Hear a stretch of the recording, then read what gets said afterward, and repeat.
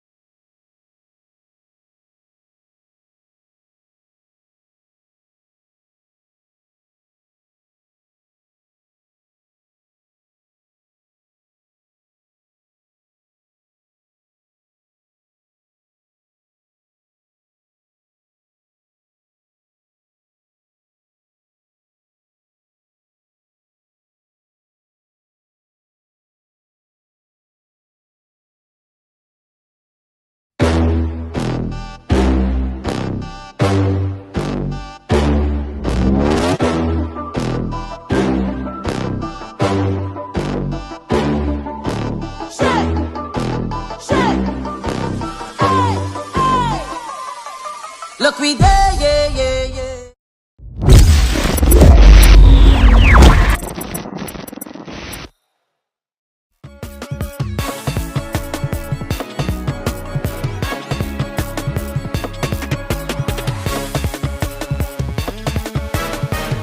Welcome back to Play Mass. And of course, I'm joined with the lovely Stacey. We were chatting a little bit earlier about the history, about South Carnival, the difference with North and South. And I want to delve into your specific section. So tell me a bit about the inspiration behind it, the colors you chose, the design of it. Tell me what inspired all of that. So Native American mass is what I was introduced to since I was 3 years old. Okay. That is what the sections were built on. It was always that. That's what we were exposed to. No, I do not want to break from it. Okay. It's just amazing. It's really amazing, but I have placed a twist on it. Now with Southern Mass Associate, our band leader, Mr. Michael Ramkisoon, he gave me the liberty to choose my colors. Okay. To do my design. I love it. And he saw nothing until he came to my section launch. And wow. It's talk about trust. Yes. Talk about trust. And I knew maybe or maybe not, I would have had some adjustments to do.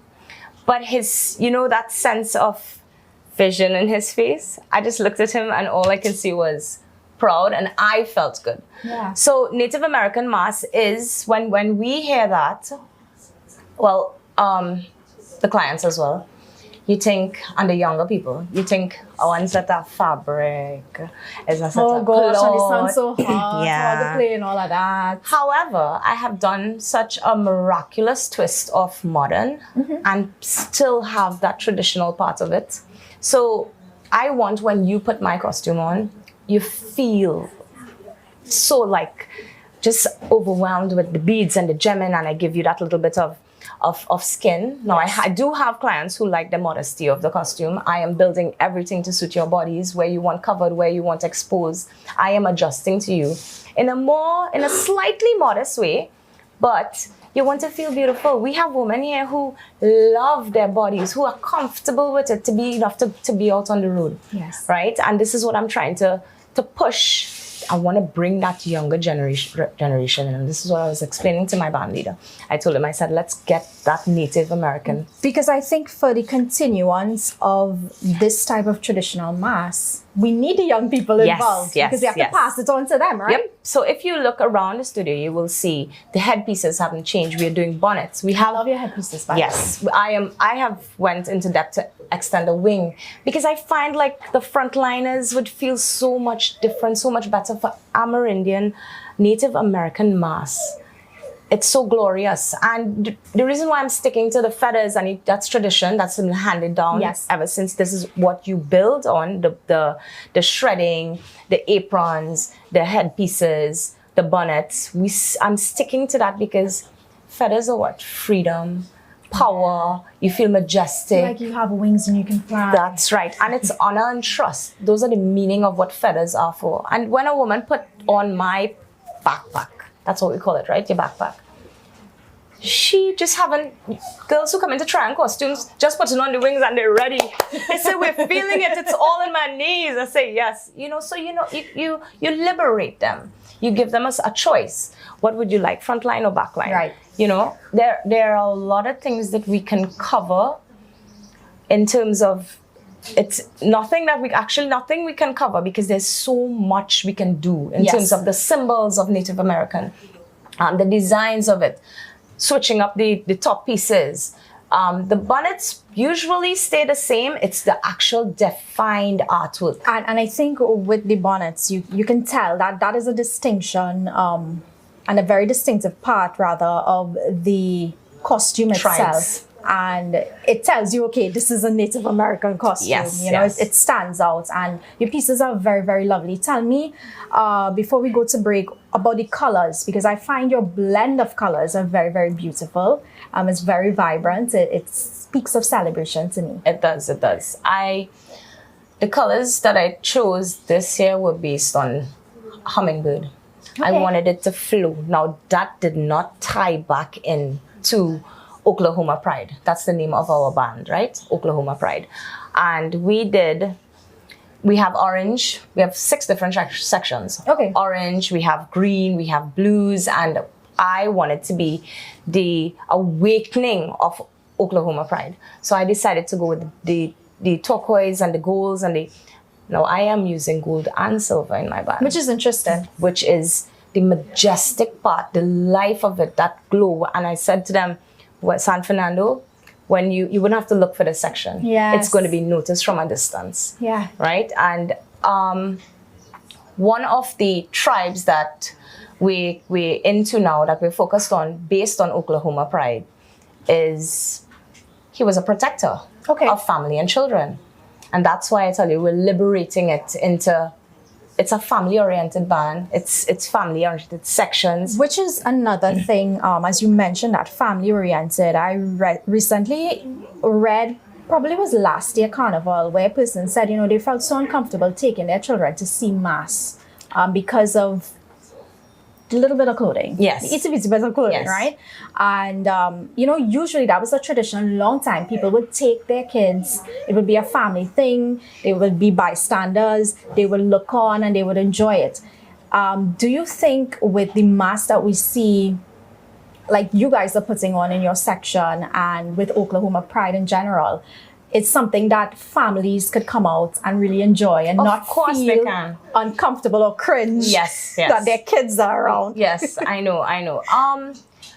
people will take that into consideration differently. I have my views on it, but I can guarantee, like my section, we have the modesty. We're gonna keep the modesty, because with respect to the Native American tribes, there's a lot of things that you don't want to disrespect. Right. Now, whining and having a good time, it's fine. And I believe that's why I wanted to go back out there. Standing there, last year when I played, walking through that crowd on Superior Street alone, children watching, waving. Yes. Now, my husband and I, we built things separately to hand out to these children. Okay. Because when we were small and we on the road and we're not playing mass, we're trying to pull out people's feathers from their costume. Yeah, and you're trying to see just a little whose stuff fall on the floor and you want to grab bead, it. a gem, something we want to get at. So he sits and we make stuff to just give out to children. So lovely. And then you have families now. When you're intimidated in terms of your vision, looking at something, it's easy for a masquerader for a spectator to look at me and say, hey, can I have a picture? My kids would like a picture. Yes. Because I have this appeal. I have this, I apart from looking great, we out there and they feel comfortable. So do you want to possess that rather than a woman looking at another woman and going, I don't think I wanted to hug my son, or, that so discomfort. We have a lot of things to consider, but then again, we can't stop that freeness, because this is what Carnival is about. Most certainly, I agree with that. I say we work 365 days a year. And we have the 2 days to free up. So I work 363. Right. And I have 2 days to not think about anything else beside what I'm doing on the road. I absolutely love it. But we'll stick a pin on things there, guys. We'll be right back with more of Play Mass. But when we come back, she's actually going to show us how to make a headpiece. You don't want to miss it.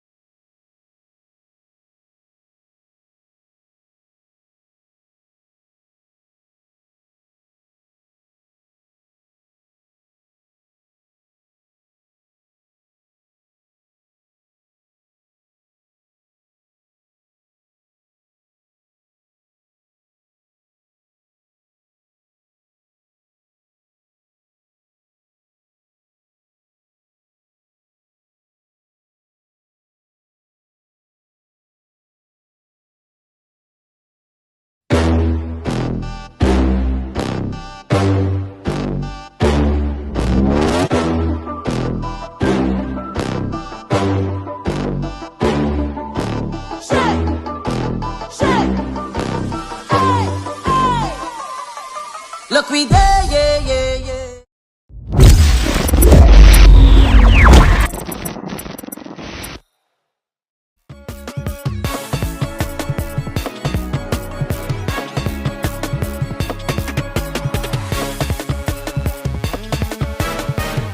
Welcome back to Play Mass, and I know you guys are loving my headpiece already. I love it, and I know I look great in it. So, Stacey, today you're gonna actually show us how to make one of these lovely headpieces. Yes. It looks pretty intricate, but I know you know how to make things that are intricate, simple for us to make. So I'm going to let you guide us through this process. Great. So we're going to do a simple one. This is something that we'd wear if we just want to dandy up a little bit. You know, this is not something that I would put a masquerade in for the entire day, right? You know, we have the school projects and stuff happening. Yes. You know, kids so this have is to going to make- be so awesome for the parents. Yes. Simple materials. We need cardboards, colored if you like.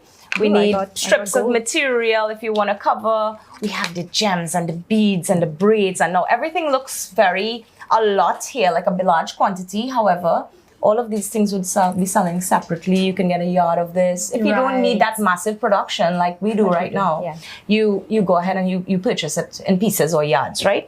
So I have my cardboard here. And ours is covered with the suede material. So what you're going to do is you're going to cover your suede,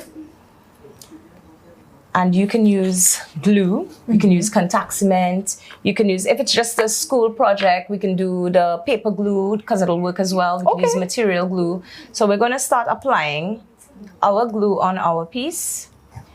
So I'm going to give you this one because I want to show them how we can change. This is already colored, which is gold. So I'm going to use this to do my headpiece, and you're going to be making the actual Oklahoma Pride headpiece that we have going on right now. Is this enough glitter? It is enough. Okay, great. So let me try to make sure I don't mess this up. Let's see if I passed art in preschool. now, if we band this, it's not going to fit you, right? So you're going to have to size now. So measuring tape, mummies, measuring tape, or you can put the piece directly on the child's head and take a measurement, but you want to go at least an inch difference so that when you put them together, it doesn't get smaller. Okay. All right. So measurement is important for the kid's head. That's like basic for any mommy that knows that. So now all you're going to do is you're going to hot glue that end and cut your extensions off and hot glue that end. Okay, no problem. And this is so much fun for the kids to sit and make. And I'm seeing a lot of syllabus including headpieces. Design a headpiece. Show your creativity. So this is very simple for the kids to do with a little bit of supervision while using a hot glue, of course. Like I'm supervising right now. Yeah. So this is where the fun begins. Can you pass me those feathers across there? Sure. The handy dandy box. The handy dandy box of feathers. Feathers are my favorite thing. So we're going to align the feathers now. Okay. So this is your flow of your creativity now, Kimberly, right? So a feather has a back and a front.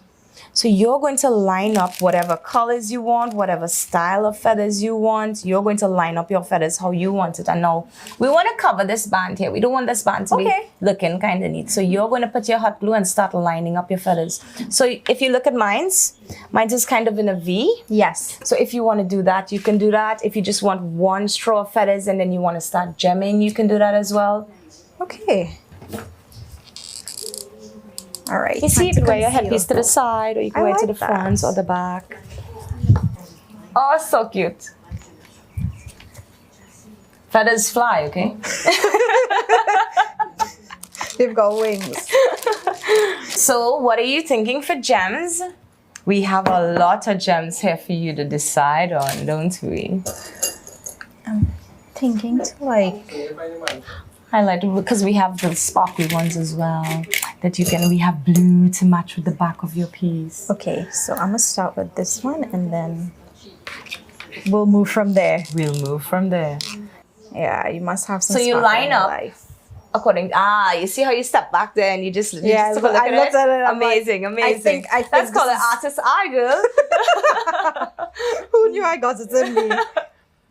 Ooh, look. Perfect. I think I'm going somewhere with this. So according to your task, you can do symbols and triangles stuck all around it like we did. I did some pre-cut pieces for you to do here. I have little tribal symbols, I have diamonds, I have triangles, and you can start applying your triangles how you want, line Can I them put up. it like around? Of course. Of course. There she goes, bordering it now. And the trimmings are for you to spread on your edging if you like, Ooh. to bring it up a little bit.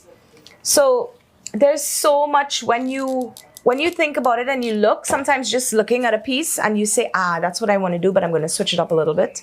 There's so much different materials that you can tap into to get your headpiece going. Bigger feathers. Stability is the most important thing, but when the kids jumping up in school and you make it comfortable for them, it's just for a couple of hours. Yeah. However, if you feel like the need to make it comfortable, because sometimes if a kid put this on, he doesn't want to take this on. It's so exciting having a headpiece on. Yeah. You can wrap the inside with a little bit of sponge to make it more comfortable on the head. So we're gonna have some television magic happening here, right? And there we go. I have my very own headpiece that I made myself. But Stacey, thank you so very, very much for taking the time out to join with us today to show us how to make this piece. Before we go though, I want you to just share your information, your contact information that is for your band and how business can contact you to be a part of the section. So guys, Southern Mass Associates are the band to be with. We are actually on the road with 6 different sections. This is my section, Stacey Lealing. You can contact me at 778-3271 for more information. Play mass with us. We treat you like family, and the zen is there, the vibes is there. Come with us. Yes, so you heard it from the woman herself. Stacey Lealing, thank you very much again. This has been Play Mass, and I'm your host, Kimberly Farris Singh. Until next time, bye-bye.